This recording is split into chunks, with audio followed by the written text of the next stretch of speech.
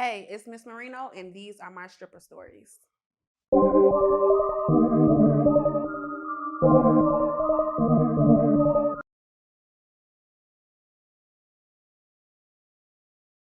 What's the craziest thing you ever seen in the club? Mm, the craziest thing I've ever seen in the club, um, a guy doing off of my boobs, I guess. That's pretty crazy. So he wanted to go to VIP, so he knew his look. Like, you don't have to do it. Just can I just? Did you charge him extra? Oh, of course. You mind if I do a line off of your ass? Go ahead. Stacks everywhere. That's probably the craziest thing. Right. When do you think a dancer should quit? Because I came in the game at 24, I used to think like the quitting age was 30. I used to think like once you hit your 30s, that's when you quit. But evidently that's when bitches get into their prime. Right. Like, so I don't know. I feel like a dancer should quit definitely by the time she hits her goal. And if she don't have a goal, like once you start getting out of shape, you start gaining weight, I think that's when it's time to let it go. Like once you're not visibly looking like a dancer anymore, I think that's when it's time to let it go. Right. Online money. Did you ever get any of that? You know what? I got into OnlyFans late, and I was like my OnlyFans is PG-13. Like you can go to my OnlyFans right now. All you gonna see is pictures of me in lingerie. Like I ain't never did nothing wild. Like I never played with myself or did any had OnlyFans or nothing like that. And I was making like $500 a month being inconsistent. And then I just completely just stopped. And I wish when I'm thinking about starting it back up, just with my lingerie pictures and stuff like that, because I had it set up to where it was like I was trying to be more theatrical with mine, like have like mukbang Mondays where I'm like eating food like crab legs and slurping food and just being more artistic with mine. But yeah, that was the little run I had with OnlyFans. Okay. Have you ever got into it with a dancer? Oh yeah, for sure. Okay. And what was that behind? I got into it with a dancer because I had a birthday. I had a really good birthday at DG's, my last birthday. Mm-hmm. And I knew it was gonna be good. So instead of me buying out just the two sections, that stage right there at the top. Yeah. I bought that section.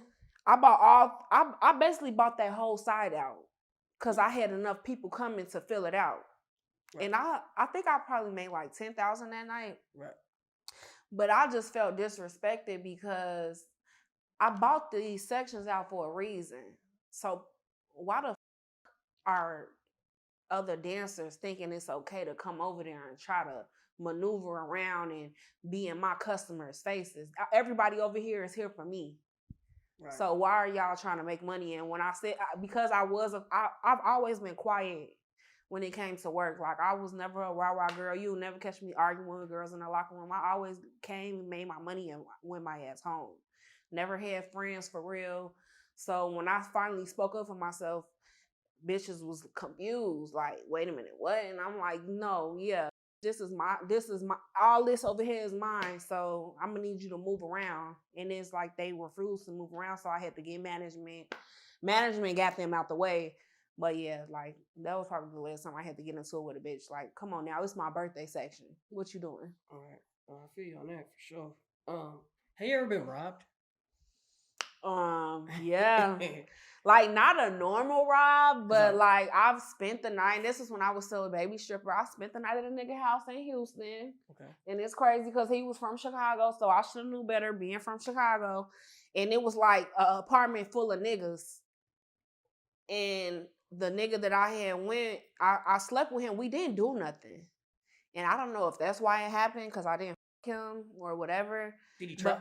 Huh? Yeah, he definitely tried, but I wasn't on that. I was a baby stripper. I wasn't on that. Right. And I let him know I wasn't on that. I don't even know what made me think to even go spend a night over there. I was just doing anything. But I remember I had made $1,000 that night, and where he stayed at was near a bank. So in my mind, I'm like, I'm gonna go to the bank in the morning. I should have left my money in the Airbnb where I was at. Right. Brought the money with me. I woke up, money gone. What happened after that? Did you like? I went crazy. I'm like, where's my money? He playing it off like, oh, one of the niggas probably had took it. I got you. I'm gonna give you your money back. Never gave me my money back. I was going crazy. I lost my little man, yeah.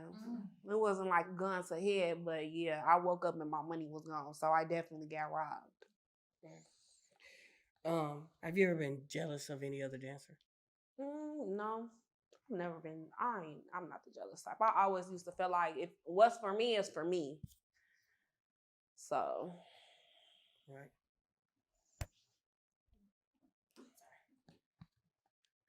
If you had to give, like you said, you were a little older, a little bit more mature when you got into the game, and you kind of learned as you went. Like you didn't really have like necessarily like an OG. Mm-hmm.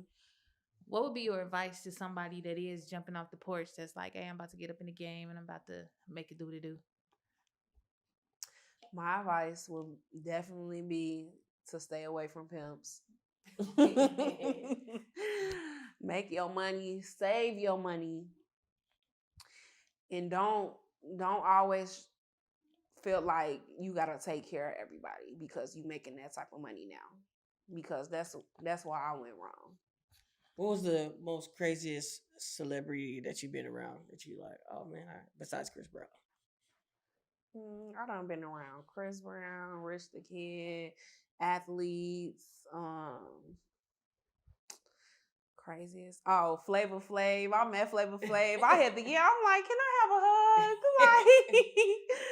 hug? Yeah, son. Yes. I done got me a little hug from Flavor Flav, Flo Rida. What's his name?